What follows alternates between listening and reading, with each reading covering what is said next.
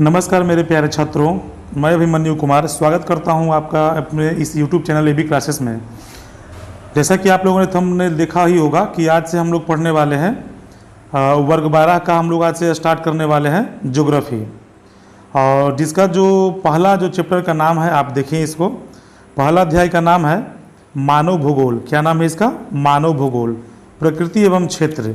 जितना भी सारा ऑब्जेक्टिव है एनसीईआरटी, भारतीय वन या किसी भी प्रकाशन का रहेगा हम लोग इसमें कवर करेंगे। तो चलिए वीडियो को शुरुआत करते हैं। आज का पहला प्रश्न है, निम्नलिखित कथनों में से कौन भूगोल का वर्णन नहीं करता है? 4 ऑप्शन आपके सामने है, समय भी पर्याप्त मिलेगा, आप आराम से देखिए उसके बाद जवाब दीजिएगा। कमेंट में जवाब देते रहें, जरूर देते रहें। निम्नलिखित कथनों में से कौन भूगोल का वर्णन नहीं करता है? इसका आंसर होगा डी, प्रौद्योगिकी विकास के कारण आधुनिक समय में प्रासंगिक नहीं। चलते हैं अगले प्रश्न की ओर। क्वेश्चन नंबर 2, आप इसे ध्यान से देखें, उबना नहीं है, एकदम आराम से देखना है और समझना है। चलिए ध्यान दीजिए। निम्नलिखित में कौन भौगोलिक सूचना का स्रोत नहीं है? निम्नलिखित में कौन भौगोलिक सूचना, इस पर जोर देना है, भौगोलिक सूचना का स्रोत नहीं है। 4 ऑप्शन आपके सामने है, सोचें बताएं क्या होगा। तो इसका उत्तर होगा उपग्रहों से मिले चट्टानी पदार्थों के नमूने। उपग्रहों से मिले चट्टानी पदार्थों के नमूने। चलते हैं अगले प्रश्न की ओर। क्वेश्चन नंबर 3 देखिए। क्वेश्चन नंबर 3 है, निम्नलिखित में कौन मानव और पर्यावरण के बीच अन्योन्य क्रिया का सर्वाधिक महत्वपूर्ण कारक है? मानव और पर्यावरण के बीच, बोलिए आंसर क्या होगा इसका, बताइए। इसका आंसर होगा तकनीकी विकास। क्वेश्चन नंबर 4, प्रश्न संख्या 4 है, मानवीय क्रियाएं किस भूदृश्य की रचना करती है? मानवीय क्रियाएं किस भूदृश्य की रचना करती है? आंसर होगा सांस्कृतिक। अगले प्रश्न की ओर चलते हैं। क्वेश्चन नंबर 5 देखिए, 5वां नंबर क्या प्रश्न है, एकदम हूबहू एनसीईआरटी से उठाया गया है। एक वेंदा का कहानी है, पेज नंबर 1 में ही आपको मिल गया होगा, पढ़े होंगे तो प्रश्न है कि वेंदा के समाज में वनों को क्या कहा जाता है? बताएं आंसर क्या होगा, कमेंट में आंसर जरूर दीजिएगा। आंसर होगा ए, पेंडा। अगला प्रश्न है, 6ठा नंबर है, वीवीआई है, नोट करिएगा। देखिए जो वीवीआई क्वेश्चन रहेगा उसको हम जरूर बता दिया करेंगे कि भाई बहुत महत्वपूर्ण प्रश्न है, इसको जरूर आप नोट कर लें। प्रश्न है कि हमारी पृथ्वी को नियंत्रित करने वाले भौतिक नियमों तथा इस पर रहने वाले जीवों के मध्य संबंधों के अधिक संश्लेषित ज्ञान से उत्पन्न संकल्पना मानव भूगोल की यह परिभाषा किस विद्वान ने दी है? बहुत ही अच्छा प्रश्न है। इसका आंसर होगा ब्लास। ब्लास का पूरा नाम क्या है? Vidal de la Blache. इसे नोट कर लीजिएगा। अगले प्रश्न की ओर चलते हैं। क्वेश्चन नंबर 7 देखिए, ये भी वीवीआई क्वेश्चन है, एकदम महत्वपूर्ण सवाल है। ये 7वां नंबर, इसको देखिएगा ध्यान से। संभववाद, कहीं कहीं आपको संभावनावाद भी रहेगा, कहीं कहीं आप देखिएगा किसी जगह पे संभावनावाद, संभावनावाद, दोनों एक ही चीज़ है। तो प्रश्न है कि शब्द का प्रयोग पहली बार किसने किया था? आंसर होगा फैब्रे। इनका पूरा नाम क्या है? लूसियन फैब्रे। इसको नोट कर लीजिएगा, इसका आंसर होगा लूसियन फैब्रे, है ना। चलते हैं अगले प्रश्न की ओर, एकदम आराम से, उबना नहीं है। अगला प्रश्न है कि निम्न में कौन सा विद्वान प्रकृति का मानव पर प्रभाव में अधिक रुचि लेता था, परंतु मानव की प्रकृति पर प्रतिक्रिया को भी वह एक समान महत्व देता था? बताएं आंसर क्या होगा इसका। इसका आंसर होगा कार्ल रीटर, यानी कि ऑप्शन नंबर डी। 9वां नंबर प्रश्न है कि दशाब्दी में शताब्दी, वीवीआई क्वेश्चन, इसको नोट कीजिएगा। 9वां नंबर, दशाब्दी में शताब्दी का विकास जापान के संदर्भ में यह कथन किस विचारधारा से संबंधित है? दशाब्दी में शताब्दी का विकास, एकदम सुनते जाएं, एकदम बिल्कुल याद होगा, है ना। फिर से पढ़ते हैं, दशाब्दी में शताब्दी का विकास जापान के संदर्भ में यह कथन किस विचारधारा से संबंधित है? आंसर होगा संभववाद।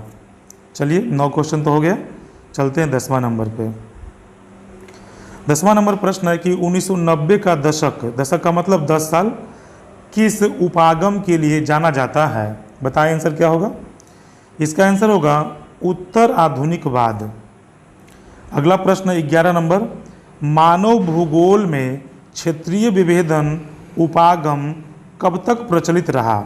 11 नंबर का आंसर होगा 1930 के दशक तक। चलते हैं अगले प्रश्न, प्रश्न संख्या 12।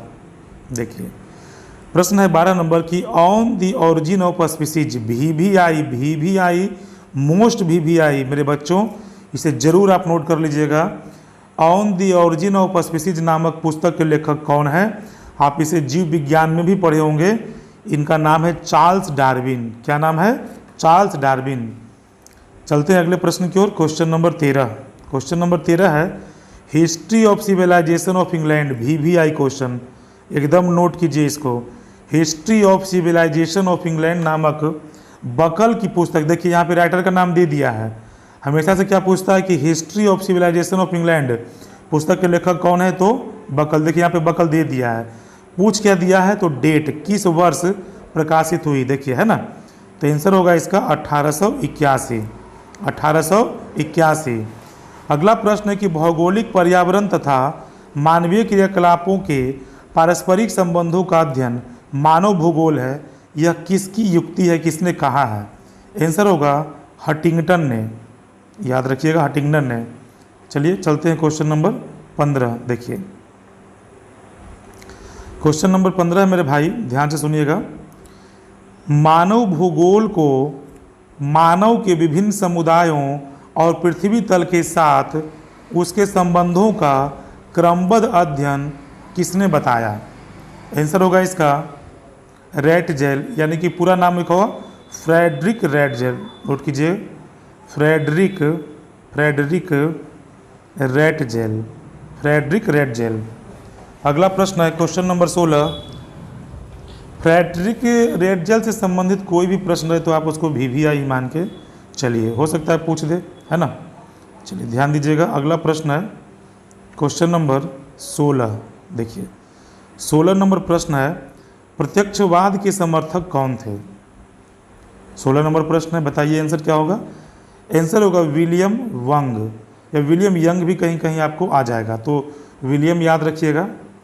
प्रत्यक्षवाद विलियम यंग या वंग। 17 नंबर है ज्योग्राफी शब्द VVI, आप इसे जल्दी से नोट करें कॉपी में, और याद भी रखना है, नोट तो सबको करना है, ध्यान रखना है इसको। ज्योग्राफी शब्द किसकी देन है? Thales, Eratosthenes, Pliny, Varenius. Answer होगा इरेटोस्थनीज। चलते हैं अगले प्रश्न की ओर, क्वेश्चन नंबर 18। देखिए क्वेश्चन नंबर 18 है, मानवीय इतिहास पर जलवायु के प्रभाव का वर्णन किस विद्वान ने किया है? मानवीय इतिहास पर जलवायु के प्रभाव का वर्णन किस विद्वान ने किया है? आंसर होगा हंटिंगटन। अगला प्रश्न है 19 नंबर VVI है, नोट कीजिएगा। नव निश्चयवाद की संकल्पना एकदम आने वाला है, 2025 के एग्जाम में जरूर आएगा, ये निश्चित है, आप इसे नोट कर लें। क्वेश्चन है नव निश्चयवाद की संकल्पना किसने दी? आंसर होगा टेलर ने। इनका पूरा नाम क्या है? Griffith Taylor. चलिए इसको हम लिख देते हैं, आप इसे नोट करिएगा, ग्रिफिथ टेलर। ग्रिफिथ था होगा, और टेलर तो यहाँ पे है ही, ग्रिफिथ टेलर। चलते हैं अगले प्रश्न की ओर, क्वेश्चन नंबर 20। क्वेश्चन नंबर 20 है कि निम्नलिखित में कौन मानव भूगोल का उपागम नहीं है? मानव भूगोल का उपागम नहीं है। आंसर होगा इसका मात्रात्मक क्रांति होगा, बोलने में थोड़ा दिक्कत हो गया, मात्रात्मक क्रांति। चलते हैं क्वेश्चन नंबर 20 पे, तो हो गया 21 पे चलते, आइए देखिए 21 नंबर है कि मानव भूगोल अस्थिर पृथ्वी और क्रियाशील मानव के बीच परिवर्तनशील संबंधों का अध्ययन है, यह युक्ति किस विद्वान से संबंधित है? 21 का आंसर होगा सैंपल। इनका नाम है एलन सी सैंपल, नोट कीजिए, एलन सी सैंपल। चलिए 22 नंबर है नव निश्चयवाद से संबंधित है, VVI क्वेश्चन है। नव निश्चयवाद की संकल्पना किसने प्रस्तुत की? आंसर होगा ग्रिफिथ टेलर, याद रखिएगा, अभी भी आया था। अगला प्रश्न है कि मानव भूगोल का जनक, देखिए यहाँ पे जरा रुकिए और इसको समझिए। मानव भूगोल का जनक अगर रहे, जनक शब्द अगर रहे, ध्यान से सुनिएगा, तो आंसर होगा कार्ल रीटर। एक ऐसा क्वेश्चन आपको आने वाला है, इसीलिए ध्यान से सुनिएगा। मानव भूगोल का संस्थापक रहेगा तो आंसर कुछ और होगा, जनक रहेगा तो कार्ल रीटर होगा। 2015 में पूछा गया है, देखिए 15 में पूछा गया है ये भी 15 में, ये भी 10 में, तो इसको ध्यान से देखिएगा। अगला प्रश्न है क्वेश्चन नंबर 24। क्वेश्चन नंबर 24 है, देखिए क्वेश्चन नंबर 24 है कि निम्नलिखित में से कौन सा एक मानव भूगोल से संबंधित नहीं है। 16 में पूछा गया है, VVI क्वेश्चन है। आंसर होगा मात्रात्मक क्रांति। से नोट कर लीजिए, एकदम याद रखना है। क्वेश्चन नंबर 25 है कि नव निश्चयवाद के प्रवर्तक अभी भी था, है ना, 13 में 16 में। सोचिए कितना महत्वपूर्ण ये सवाल है, जरूर याद रखना है इसको। आंसर होगा ग्रिफिथ टेलर, ग्रिफिथ टेलर। अगला प्रश्न है क्वेश्चन नंबर 26। 10 क्वेश्चन और है। देखिए, किस भाषा परिवार की जनसंख्या सबसे कम है। किस भाषा परिवार की जनसंख्या सबसे कम है, या एग्जाम में हो सकता है कि आ जाए सबसे ज़्यादा है, ये भी देखना है। आंसर होगा आस्ट्रिक, याद रखिएगा आस्ट्रिक। अगला प्रश्न है नव निश्चयवाद संकल्पना का प्रतिपादन। देखिए बार बार आ रहा है ये नव निश्चयवाद, ये भी क्वेश्चन महत्वपूर्ण है, ये नहीं कि इसको आप छोड़िएगा। ये 26 नंबर, इसका आंसर होगा आस्ट्रिक। 27 का होगा नव निश्चयवाद संकल्पना का प्रतिपादन किसने किया। आंसर होगा ग्रिफिथ टेलर। अगला प्रश्न है कि कौन सामाजिक भूगोल का उपक्षेत्र नहीं है। कौन सामाजिक भूगोल का उपक्षेत्र नहीं है। आंसर होगा चिकित्सा भूगोल। चलते हैं क्वेश्चन नंबर 29 पे, इसको नोट कीजिएगा, महत्वपूर्ण प्रश्न है 29 नंबर, ध्यान दीजिएगा। देखिए थोड़ा सा इधर कर लेते हैं इसको हम लोग। क्वेश्चन नंबर 29 देखिए, क्वेश्चन नंबर 29 है कि निम्नलिखित में कौन मानव भूगोल का उपागम नहीं है। 4 ऑप्शन आपके सामने है, देखिए। आंसर होगा मात्रात्मक क्रांति, अभी भी आया था ये। 30 नंबर है, देखिए ये भी है 2017 में, 21 में, ये तो 11 में, 18 में, 20 में, 3 साल पूछा गया है। क्वेश्चन नंबर 30 है कि संभाववाद अवधारणा में किस घटक को महत्वपूर्ण माना गया है। आंसर होगा सी, यानी ए और बी, प्राकृतिक घटक और मानवीय घटक दोनों का। चलते हैं क्वेश्चन नंबर 31 की ओर, क्या कहता है देखिए। क्वेश्चन नंबर 31 है, इसको थोड़ा छोटा कर लेते हैं। देखिए क्वेश्चन नंबर 31 है कि प्रकृति और मानव के बीच पारस्परिक क्रिया का सबसे महत्वपूर्ण कारक कौन है। प्रकृति और मानव के बीच पारस्परिक क्रिया का सबसे महत्वपूर्ण कारक कौन है। आंसर होगा तकनीक, याद रखिएगा 21 में पूछा गया है, हो सकता है कि इस बार पूछ दे तकनीक। अगला प्रश्न है किस भाषा परिवार की जनसंख्या सबसे अधिक है। देखिए अभी आपको पूछा था कम है, यहाँ पे पूछा गया है अधिक है। कम रहेगा तो ऑस्ट्रिक होगा और अधिक रहेगा तो भारतीय यूरोपीय होगा, याद रखिएगा। चलिए क्वेश्चन नंबर 33 पे आते हैं। क्वेश्चन नंबर 33 है कि इनमें कौन सामाजिक भूगोल की उपशाखा है। 21 में पूछा गया है, सब VVI क्वेश्चन है। आंसर होगा चिकित्सा भूगोल। 33 का आंसर होगा चिकित्सा भूगोल। आते हैं क्वेश्चन नंबर 34 पे। क्वेश्चन नंबर 34 है कि स्थानिक संगठन भौगोलिक अध्ययन का उपागम रहा है। 21 में पूछा गया है स्थानिक संगठन भौगोलिक अध्ययन का उपागम रहा है, ये होगा इसका आंसर 1950 से 60। चलते हैं क्वेश्चन नंबर 35, मानव भूगोल का संस्थापक किसे कहा जाता है। देखिए अभी आपका था ना एक और क्वेश्चन, तो संस्थापक रहेगा तो आंसर होगा फ्रेडरिक रैटजेल, फ्रेडरिक रैटजेल। चलिए अगला प्रश्न है 36 नंबर क्वेश्चन है। देखिए 36 नंबर क्वेश्चन है